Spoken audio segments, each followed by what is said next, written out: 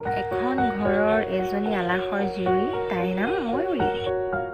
এদিন তাই কলেজলৈ ওলাই যায় আৰু তাই বাটত দেখা পালে ল'ৰা এটাৰ গাত চাইকেল পৰি ল'ৰাটো উঠিব নোৱাৰা হ'ল আৰু সি ভৰিত বৰ বেয়াকৈ দুখ পালে।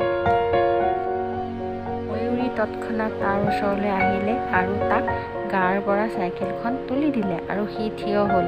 থিয় হৈ তাইক ধন্যবাদ দিলে। তেতিয়াৰে পৰা দুয়ো ভাল বন্ধু হ'ল। ইজনে সিজনক নেদেখিলে থাকিবই নোৱাৰা হ'ল। দিন পাৰ হ'ল, তেহেঁত দুয়ো লগ কৰিবলৈ ল'লে, ফুৰিবলৈ যাবলৈ ধৰিলে।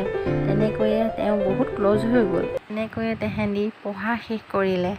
পঢ়া শেষ কৰি দুয়ো নিজৰ নিজৰ কামত ব্যস্ত হৈ পৰিলে। ইফালে মনৰ দেউতাক অসুস্থ। মনে দেউতাকৰ ওচৰলৈ আহিল। দেউতাকে ক'লে, মন আহিলা, তোমাক অলপ কথা ক'ব লগা আছিল। মোৰ বিদেশত এটা বিজনেছ আছে, তুমি সেই বিজনেছৰ দায়িত্ব ল'ব লাগিব। মোৰ ঠিক নাই, আজি আছোঁ কাইলৈ নাই, তুমি কোৱা চম্ভালিব পাৰিবানে?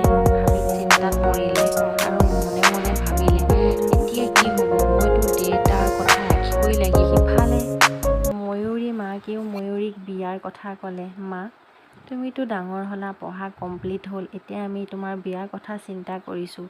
সিফালে ল'ৰা ঘৰেও আজি আহোঁ কালি আহোঁ কৈ আছে।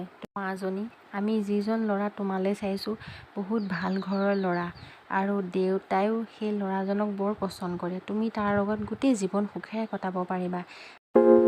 মা দেউতাই মোক নুসুধাকৈ মোৰ বিয়া ঠিক কৰি দিলে। এতিয়াতো মই মনক ক'ব লাগিব মোৰ অন্তৰৰ কথা, যাক মই গোপনে ৰাখিছিলোঁ এবছৰে।